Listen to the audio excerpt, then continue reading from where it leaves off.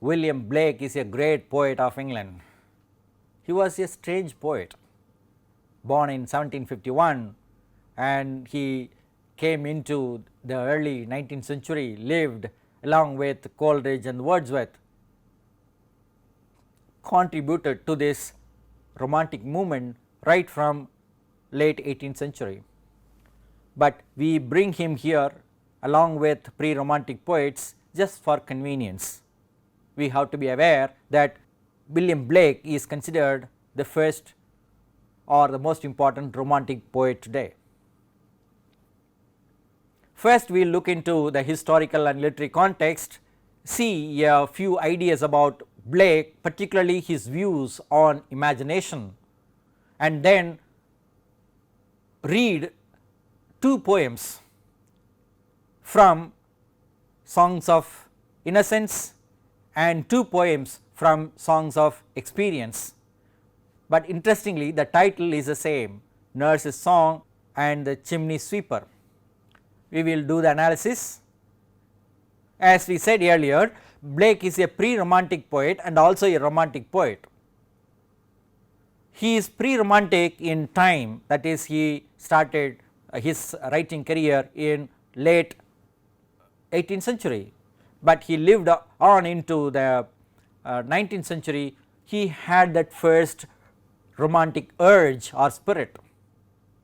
He lived, as we can see, during this period of King George III, and he witnessed or he heard about this American Revolution, French Revolution, garden riots in London in 1780.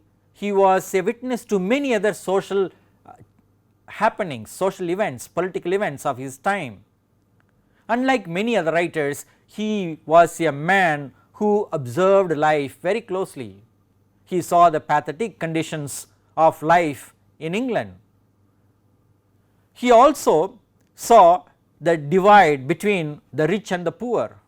That is why he observed people living in slums, particularly prostitutes and children in child labor, and the moral depravity of the people. He was too much concerned with all these negative aspects of life that he observed. And during this time only we have this lyrical ballads being published by Wordsworth and Coleridge. So, we come right up to the end of pre-romantic period and the beginning of romantic period. Instead of looking into his life, we see something more interesting. Blake was a poet of intellect and imagination. So, many 20th century critics spent their scholarly attention on William Blake, and that is why Blake became something like a critical fuel for scholars like Mark Schorer, Northrop, Frye and Harold Bloom, many others. A number of PhDs were written, number of books were written, number of articles were written on William Blake to revive him as one of the most significant poets of England. In his own lifetime, he was neglected, he was not at all seriously paid attention. However, he had such a talent, he was a multi-talented person. He was a poet, engraver, printer and a system builder. And personally for me, this one sentence is very interesting. I hope many of you will like it. He was a staunch proponent of this individualism. This quotation will tell you about that. I must create a system or be enslaved by another man's. So, he was concerned with freedom and slavery all through his life. Imagination gave him that freedom, originality gave him that freedom, but the established society did not allow him or others to use their own imagination. We have many poems from these Songs of Innocence and Experience. These two are very well known, the Lamb from Innocence and the Tyger from Experience. We have also another example from Auguries of Innocence here. This is again particularly noted for its wisdom. To see a world in a grain of sand and a heaven in a wild flower, hold infinity in the palm of your hand and eternity in an hour. These four lines will reveal to us the major concern of Blake as a poet of nature, as a poet of imagination.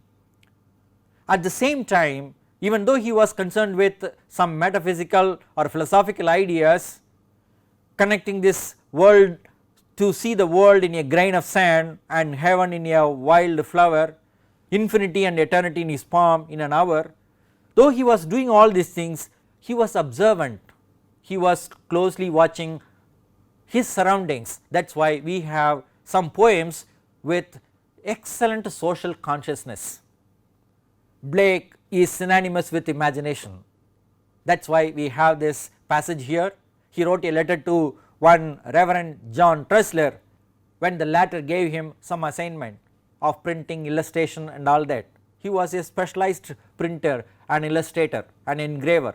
So, some patrons used to give him some work. So, he wrote like this about imagination. I feel that a man may be happy in this world, and I know that this world is a world of imagination and vision.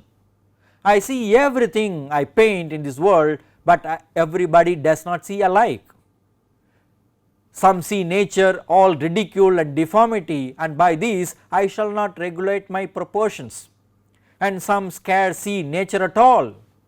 But to the eyes of the man of imagination, nature is imagination itself.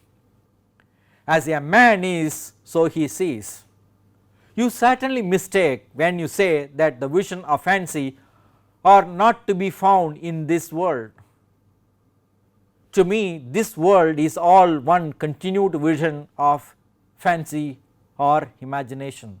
A poet, a profound poet concerned with imagination, seeing imagination in nature, seeing vision everywhere. At times he was considered a mad poet. He did not care for the world, he cared for his art. Today we care for him. This is a collection of poems called Songs of Innocence and Experience. It has a subtitle showing the two contrary states of the human soul. Duality is a fact of life. So, in the first volume of Songs of Innocence, he published 19 poems dealing with innocence, childhood, harmony, beauty, freedom, motion, liveliness. And in the second volume, he had 28 poems dealing with experience, adulthood, discard, ugliness, repression, stillness and chillness. He published all these poems together in single volume later in 1794. We have chosen 4 poems actually with the same title, Nurse's Song 2 poems and another one, The Chimney Sweeper, the same title but 2 poems. One in innocence, another in experience. So, the song, the poem called Nurse's Song in Innocence, published in 1789, has 4 stanzas or quatrains because we have 4 lines. First, let us see this and then see the poem on Nurse's Song in experience, and then we will move to the Chimney Sweeper. When the voices of children are heard on the green and laughing is heard on the hill, my heart is at rest within my breast and everything else is still. Then come home my children, the sun is gone down and the dews of night arise. Come, come leave off play and let us away till the morning appears in the skies. Next 2 stanzas of the same poem, Nurse's Song from Innocence. No, no, let us play, for it is yet day and we cannot go to sleep. Besides, in the sky the little birds fly and the hills are all covered with sheep. Well, well, go and play till the light fades away and then go home to bed. The little ones leaped and shouted and laughed and all the hills echoed. When we come to the same poem called Nurse's Song in Experience, we find that the 4 stanzas have been reduced to 2 stanzas. There is something interesting about this movement from innocence to experience. There is a kind of reduction in expression, though experience is increasing. Let us read. When the voices of children are heard on the green and whisperings are in the dale, the days of my youth rise fresh in my mind, my face turns green and pale. Then come home my children, the sun is gone down and the dews of night arise, your spring and your day are wasted in play, and your winter and night in disguise. The same poem, the same speaker, probably the similar children, the similar environment, but the speaker, the narrator has gained in experience. Let us analyze the poem. The thematic contrast is very interesting. In Innocence, in the first 4 stanzas, we have the contrast between children and adults, laughter and cry, rest and work or play, day and night, nature and humans. We also have light and darkness. When it comes to experience, the expression is reduced, so the contrast is also less. There is an element of comparison between youth and adult, gay and pale, productive work and wasteful play. We have spring and winter as well, but then we see the contrast is very clear. The play is considered to be wasteful, so there is an element of anxiety about the future. Blake's poem has a number of poetic devices. Nurse's song in the volume Innocence, we call it Innocent Song, has alliteration, assonance, anaphora, polysyndeton. We have this example of herd and hill in line number 2 for alliteration. Everything else is still in line number 4 for assonance, and is repeated several times in 7 lines actually. 7 lines begin with and, so that is an example of anaphora. And we have the case of polysyndeton, that is the same and is used 4 times. Alliteration is very strong in this one line 15, where we find the liveliness of the children. The little ones leaped and shouted and laughed. The syntax is also very interesting to note. First stanza begins with when, and then the second stanza begin with then. Then the third one we have no, then the fourth stanza with well. So there is a kind of continuity, there is a kind of harmony in this 4 stanzas. When we come to the experience song, we find anaphora and polysyndeton being reduced. We have 3 ands for anaphora and 3 ands for polysyndeton. We also have assonance in night arise. The rhyme, rhythm and meter are also interesting to notice in these 2 poems with the same title, one in Innocence, another in Experience. We have 4 stanzas in Innocence and 2 stanzas in Experience. We have the same irregular line pattern. We have some occasional end rhymes in both. In the case of the first poem, we have the sweet tone and joyful atmosphere, but in the case of the second poem, the tone is a little harsh and atmosphere is anxious. The number of syllables varies from 6 to 12, suggesting trimeter and hexameter in Innocent songs. The same thing happens in the Experience song as well. We have iambic rhythm and occasional trochee and spondee in the Nurse's song Innocence. Similarly, we have iambic rhythm with occasional trochee and spondee in Nurse's song in Experience. On the whole, we can say the 4 stanzas of the Innocent song give a pleasant picture of the scene, children laughing, leaping and playing. The nurse takes care of the children casually, without worry, as the children have some freedom to play a little longer than expected. The 2 stanzas of the Experience song reveal a contrasting picture of nostalgia and concern for the children. Here the nurse tends to chide the children for wasting the time, as the winter of suffering is already foreshadowed in spring. That is, get ready for life, do not waste time. That is the voice of adults, but the children's voice is different. Now let us move to the next poem, The Chimney Sweeper, from these 2 volumes, from Innocence and from Experience. We have 6 stanzas for the first one, so let us read them. When my mother died, I was very young, and my father sold me while yet my tongue could scarcely cry, weep, weep, weep, weep. So your chimneys I sweep and in soot I sleep. There is little Tom Dacre who cried when his head that curled like a lamb's back was shaved. So I said, hush Tom, never mind it, for when your head is bare you know that the soot cannot spoil your white hair. And so he was quiet, and that very night as Tom was sleeping he had such a sight that thousands of sweepers, Dick, Joe, Ned and Jack, were all of them locked up in coffins of black. And by came an angel who had a bright key, and he opened the coffins and set them all free.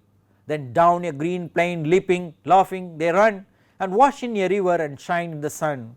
Then naked and white, all their bags left behind, they rise upon the clouds and sport in the wind. And the angel told Tom, if he would be a good boy, he would have God for his father and never want joy. And so Tom awoke, and we rose in the dark and got with our bags and our brushes to work. Though the morning was cold, Tom was happy and warm, so if all do their duty, they need not fear harm. This is the first poem from Innocence on the title The Chimney Sweeper. Now we move to the second poem in Experience volume. There are 3 stanzas. Again, like the nurse's song, the number of stanzas reduced to half, from 4 to 2, now from 6 to 3. A little black thing among the snow, crying weep, weep, in notes of woe. Where are thy father and mother? Say, they are both gone up to the church to pray. Because I was happy upon the heath and smiled among the winter snow, they clothed me in the clothes of death and taught me to sing the notes of woe. And because I am happy and dance and sing, they think they have done me no injury, and are gone to praise God and his priest and king, who make up a heaven of our misery.